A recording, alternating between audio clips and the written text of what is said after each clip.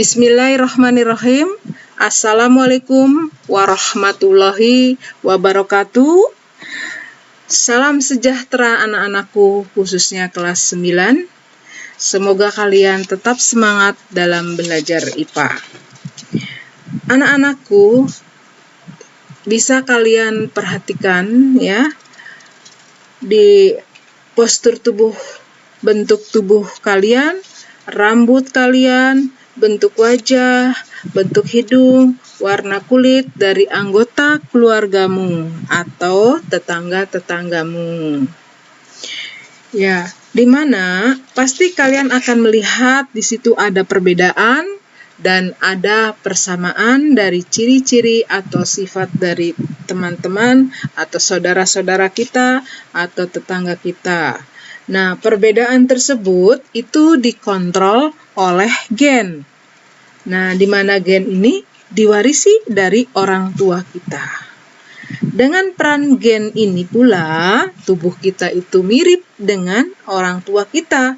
Nah, berarti gen ini diwariskan oleh orang tua kita, di mana nanti gen ini merupakan dari materi genetik.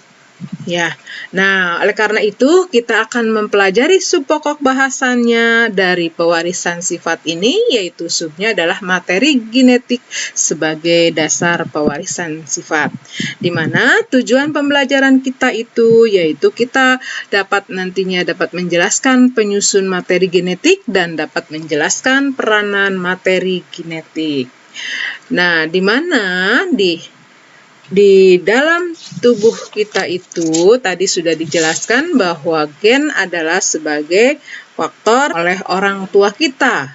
Nah, gen itu terdapat di mana? Yaitu gen terdapat pada satu kromosom. Nah, di sini ya kromosom seperti ini gambarnya ya. Nah, di sini adalah kromosom ya, di mana bentuknya seperti ini ya. Dimiliki dari untai panjang dari DNA ya, dari DNA. Di sini bisa kita lihat ya. Tuh. Nah, ini gennya. Kemudian dalam gen ada DNA dan ada RNA. Nah, berarti di sini tadi dikatakan adalah ada kromosom. Jadi pengendali faktor keturunan itu ada di dalam kromosom ya. Nah, jadi kromosom itu merupakan struktur pembentuk batang yang terdiri atas dua komponen molekul, yaitu protein dan asam nukleat. Di sini ada asam nukleat dan ada protein. Nah, ini bentuknya ya seperti ini. Nah, di mana penyusun dari DNA itu dan RNA, penyusunnya ada asam fosfat di sini, kemudian ada gula pentosa sebagai penyusunnya. Kalau pada DNA gulanya dinamakan deoksiribosa, sedangkan pada RNA-nya adalah ribosa. Nah, adapun penyusun dari DNA dan RNA itu ada yang dinamakan dengan basah nitrogen. Nah, basah nitrogen itu ada 4 macam, yaitu ada adenin, guanin, ada sitosin, timin ya. Nah, adapun kalau adenin dan guanin itu termasuk ke dalam purin, sedangkan sitosin dan timin termasuk kepada pirimidin, itu pada DNA. Sedangkan pada RNA, adenin dan guanin masuk ke dalam purin, sedangkan urasil dan sitosin masuk ke dalam pirimidin ya. Di sini kita bisa lihat ada perbedaan antara DNA dan RNA. Pada DNA ada timin ya, sedangkan pada RNA ada urasil ya. Adapun pasangan-pasangan dari basah nitrogen ini, adenin itu berpasangan dengan timin, guanin berpasangan dengan sitosin. Nah, kalau pada RNA-nya yaitu adenin berpasangan dengan urasil dan guanin berpasangan dengan sitosin. Itu menyampaikan informasi genetik dari satu generasi ke generasi berikutnya.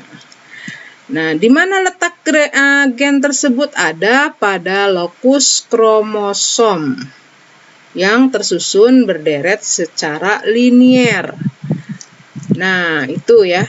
Nah, kemudian apa sih peran dari materi genetik tersebut? Perannya apa tadi tuh gennya? Nah, di sini materi genetik berperan dalam penentuan sifat pada makhluk hidup. Di samping peran tubuh, ya, sifat tubuh atau fisik, bisa juga sifat tingkah laku, ya. Nah, adapun kromosomnya itu dapat untuk yang ini, ya, bisa dibedakan, ada yang disebut dengan gonosom dan ada yang disebut dengan autosom.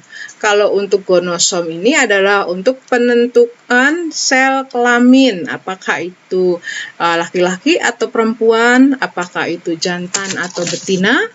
Sedangkan kalau kromosom tubuh disebut dengan autosom, yaitu pembentuk tubuh kita, ya, dengan sifat-sifatnya.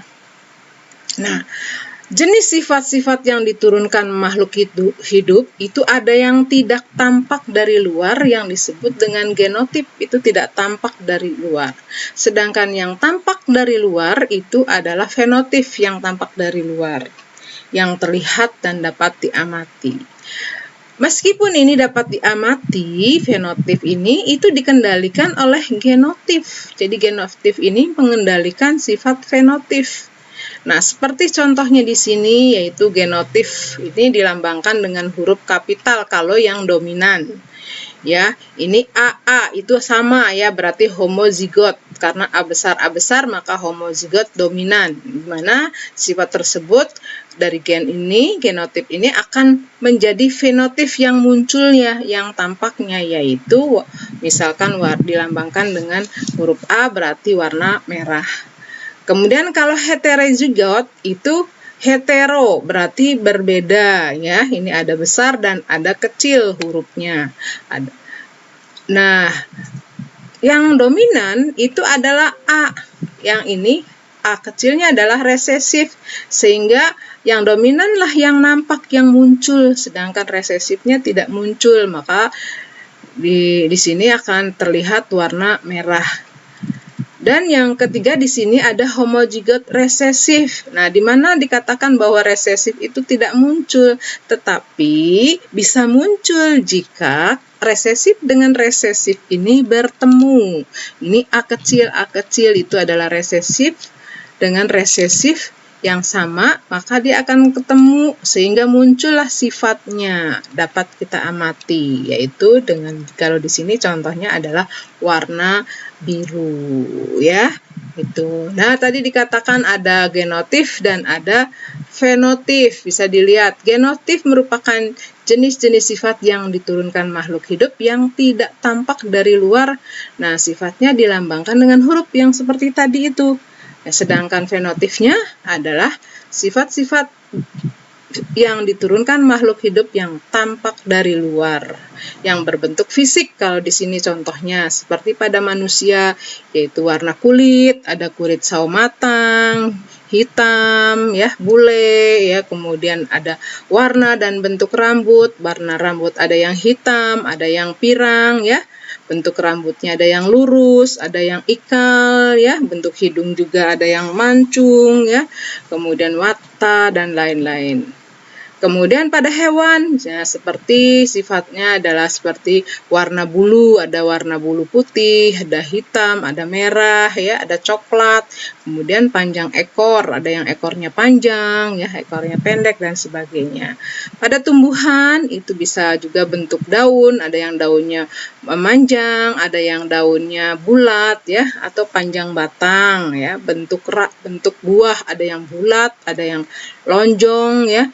Kemudian rasa buah, ada juga buah yang rasanya asam dan juga ada yang rasanya manis, ya.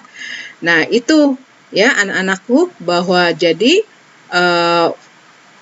materi genetik ini bisa kalian tadi mudah-mudahan bisa dimengerti, yaitu ada sifat dari apa itu penyusun dari materi genetik dan bagaimana peranan dari materi genetik pada makhluk hidup. Sekian saja dari Ibu.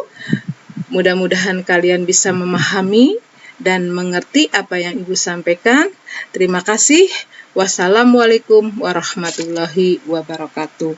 Tetap semangat.